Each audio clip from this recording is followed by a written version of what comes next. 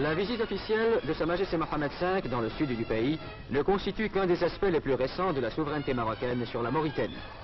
Ce vaste territoire d'1 million de kilomètres carrés est peuplé d'1 million d'habitants.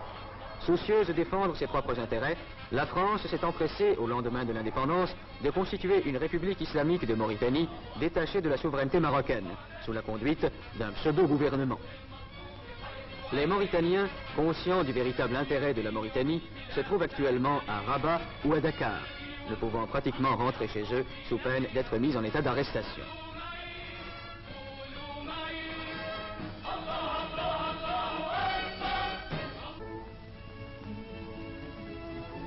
Le gouvernement leur a confié des postes importants. M. Fall Ould Omer, émir du Trarza, a été nommé ministre d'État.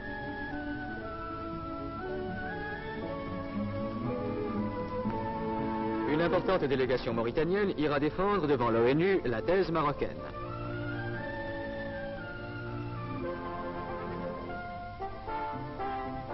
Des missions d'amitié et de bonne volonté vont partir pour l'étranger afin d'entretenir les gouvernements des différents pays du problème mauritanien.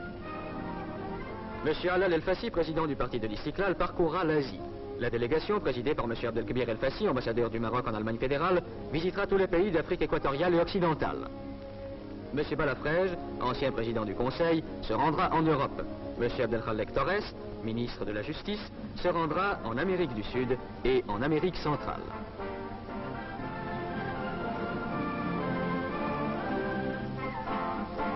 En 1905, M. Mohamed Hassan Ben Yaïch, actuellement chambellan de Sa Majesté le Roi, remettait au nom du souverain du Maroc leur daïr de nomination au gouverneur des provinces mauritaniennes, inquiétés par une agression armée des troupes françaises. D'autres témoins vivants subsistent. Des documents diplomatiques irréfutables ont été réunis qui attestent la souveraineté marocaine sur les territoires sahariens.